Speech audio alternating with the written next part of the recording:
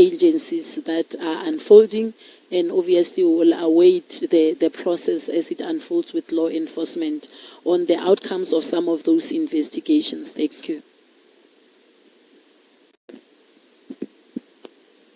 Yes, you next. Take this. Thank you, Chairperson. Honorable Moale from Standing Committee on the AG. Chair, through you, may I ask the MEC to at least give me 3 municipalities where there has been a provincial intervention that has yielded positive results. Just give it 3 where there was a disclaimer and they moved from a disclaimer to an unqualified or a clean audit. Because, Chair, we want to run away from the exercise of having reports where there's an intervention but it's not assisting.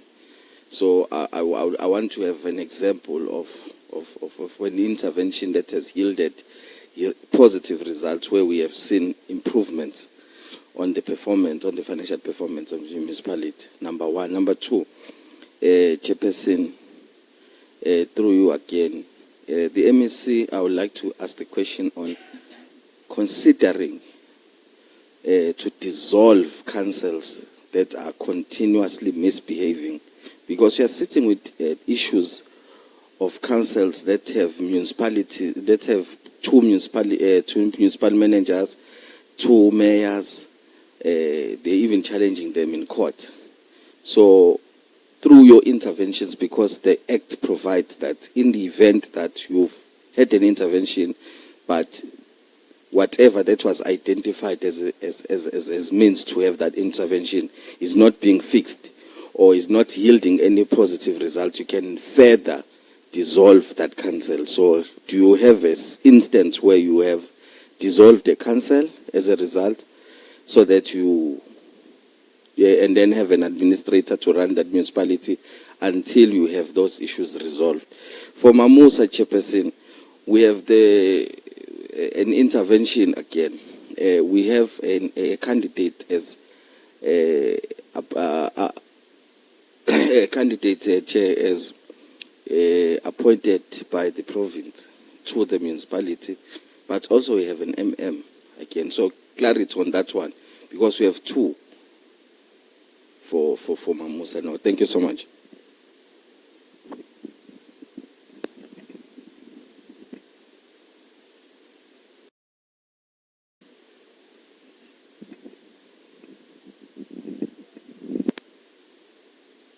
Thank you very much. For the other ones, I will hand over to MEC of Cocta. But just to indicate, in terms of municipalities that are under financial recovery, we have highlighted 3 municipalities that have shown significant improvement. One is Ramotsere-Muilwa, except the current political development.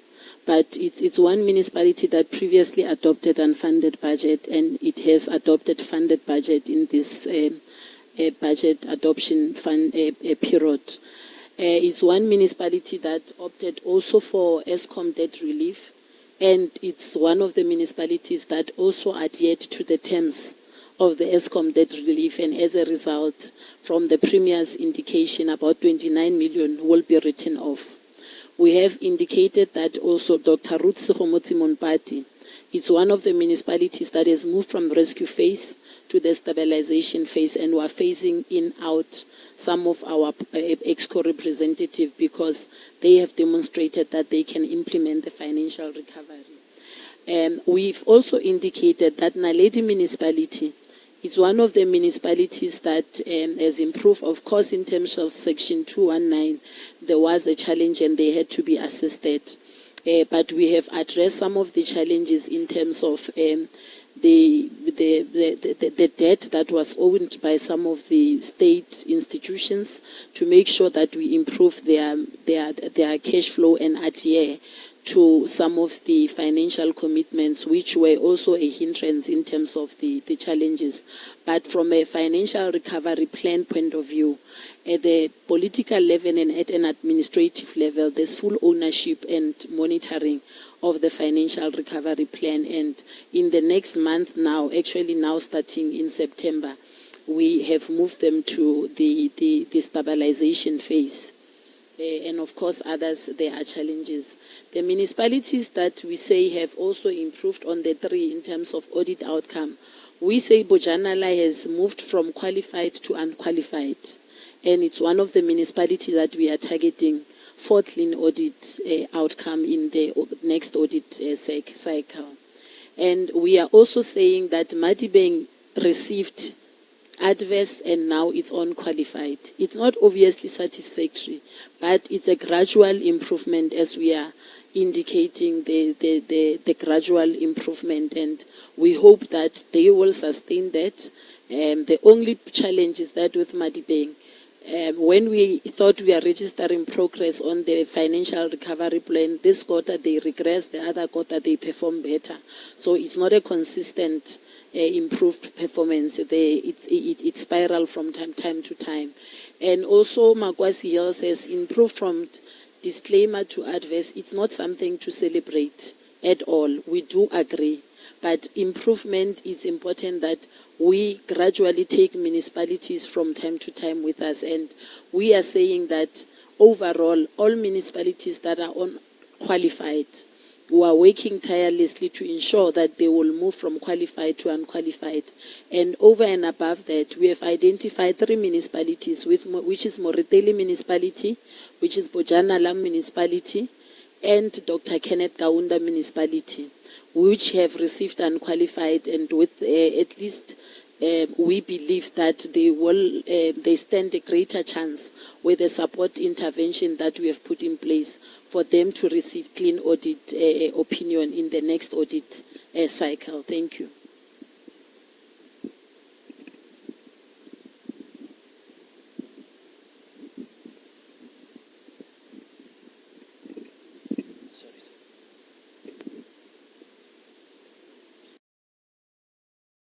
Thanks very much, Chair.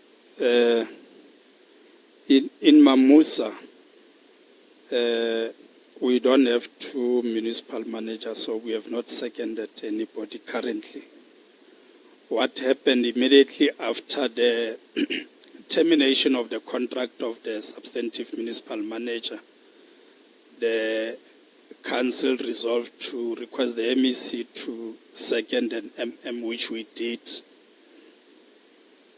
In the process, the council resolved to reinstate the terminated municipal manager and requested the MEC to withdraw the seconded municipal manager. That is why we have intervened and said that we are giving them directives, and part of the directives to correct that anomaly of terminating and restating the municipal manager, so you don't have 2 accounting officers.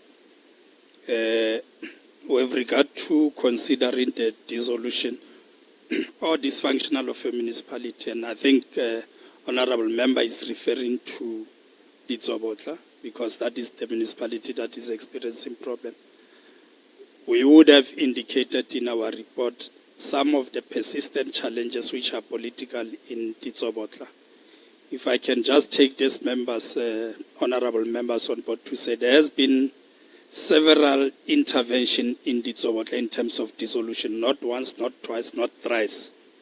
The latest being the one of 2022, where we have dissolved the municipality immediately after your 2021 government elections. The municipality was dissolved. But where we are now, we are back to that situation before the dissolution.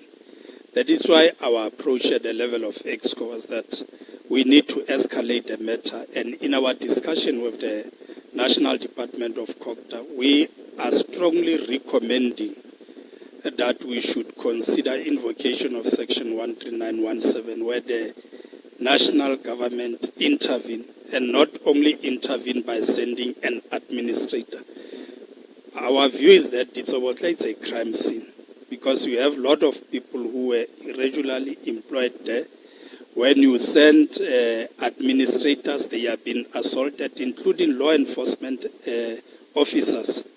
So you need to take a different approach because dissolution has not bear any fruits, and that is why we are taking this approach. And in our discussion with the minister, was that Cabinet should seriously consider this. Of course, we have looked into other options, but we are saying we have not explored the invocation of 1397 by national. So once maybe we have done that, maybe would have a different outcome. But dissolution at this stage, we have done that before and we have received the same outcome or results. Thanks, Chair.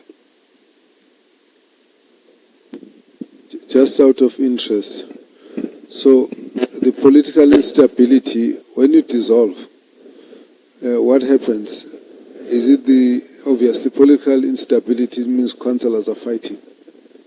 The correct, simple, direct translation of that, councillors are fighting. Now, when you dissolve, the same councillors come back, and that's what you are saying, and then they continue the fight the second time around.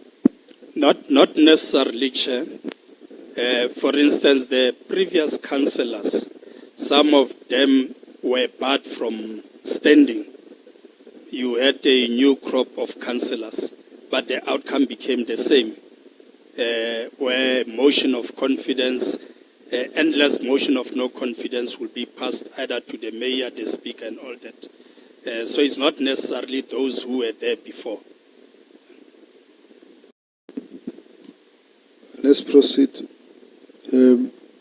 Yes, Dikeledi. Thank you, Chair.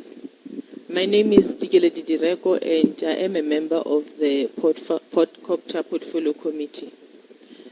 My question is on MEC of COPTA. MEC, on your presentation on slide number 5, the presentation reported that 60% of our MPEC, your MPECs, are functional. And there is also an acknowledgement of significant growth of the UIF despite the improvement on the audit outcomes. So after raising this concern of the significant growth on the UIF, can you confidently say the MPECs are functional, or they just exist for the sake of compliance? Bearing in mind that in the province there's one municipality, if not many, that have outsourced the services of MPEC to the service provider due to lack of capacity within the council. Secondly, on provision of the support to municipalities, which processes are you using to appoint the intervention officers or secondment? The reason why I'm asking this question is I just received a communique from one member of the community about the secondment of the acting to Tswayi municipality. And the person in question has a history of working in the municipalities that are problematic and distressed, such as Madibeng and Disobotla. So how come the provincial government trusts such a person associated with some level of failure to turn around Tswayi? The last question is on the MEC of Finance. The MEC has raised a critical issue about intervention being effective when it's positively received. So how far is the department experience? So how's the department experience in the municipalities that have been under intervention? Have you encountered any challenges? And if so, can you please take us along? Thank you.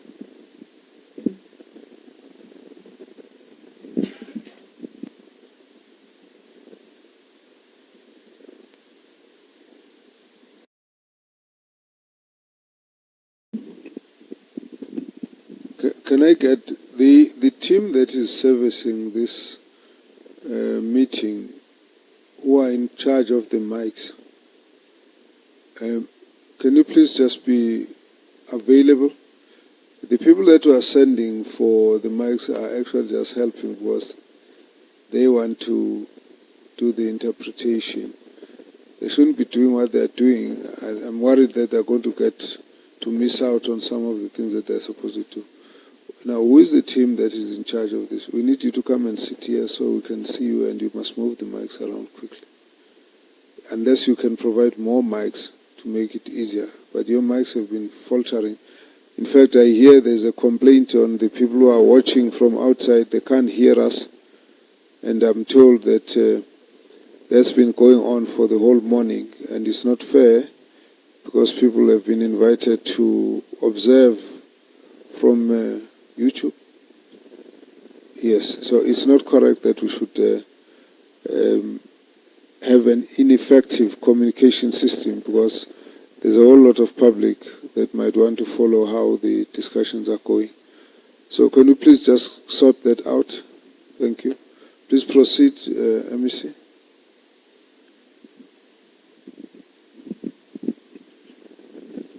Thanks very much, Chair. Now, our report is a comparative analysis.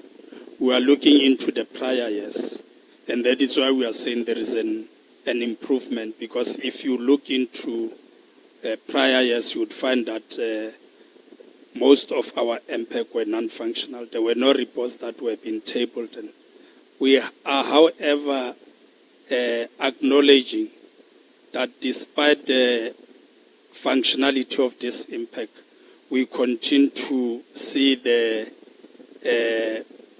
challenges in terms of your unauthorized, irregular, fruitless, and wasteful expenditure.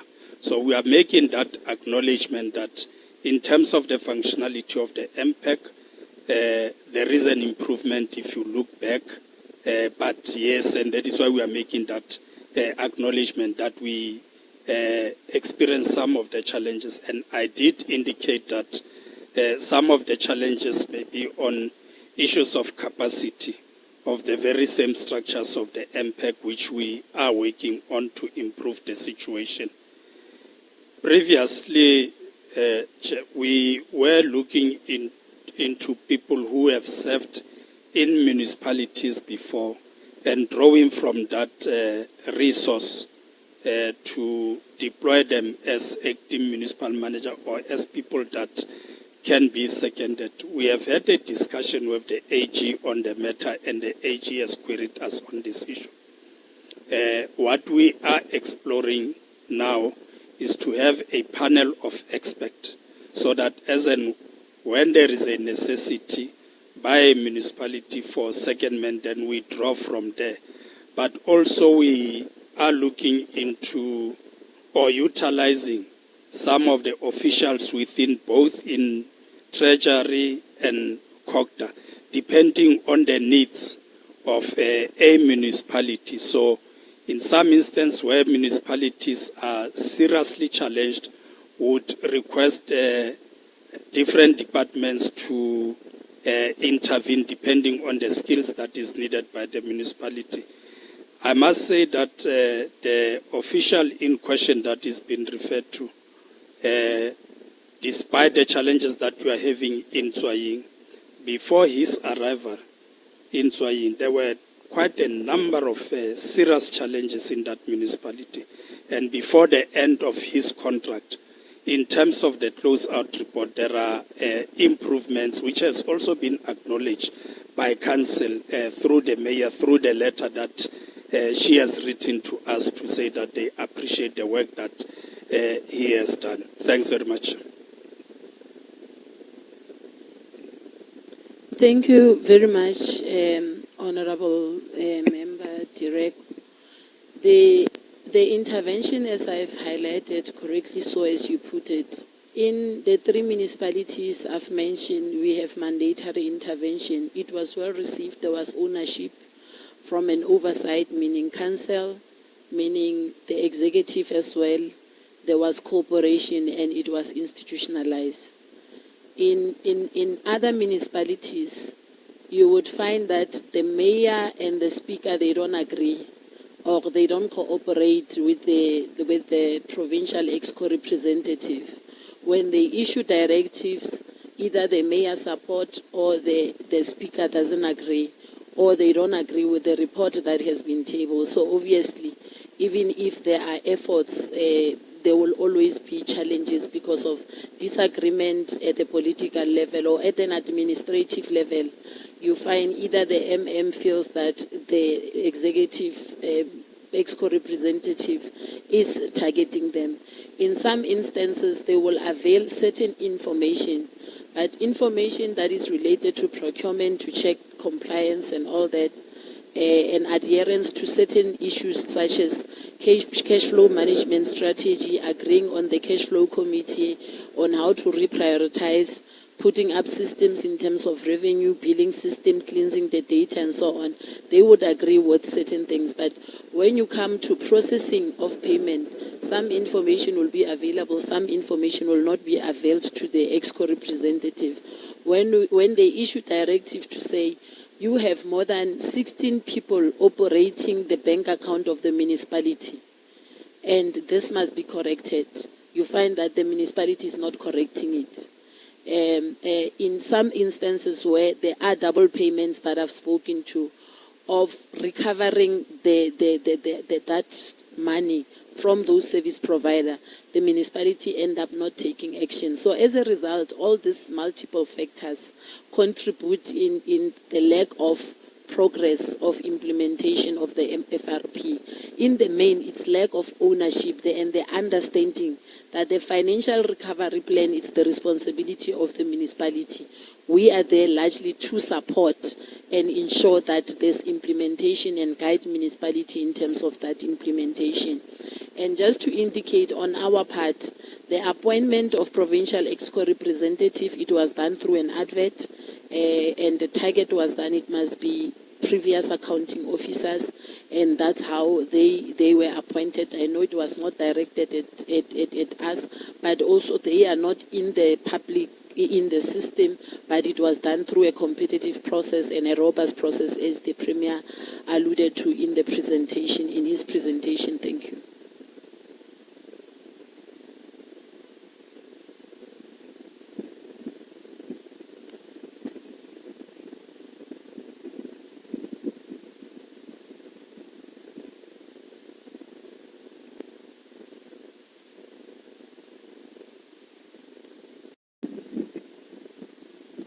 Thank you, Chairperson.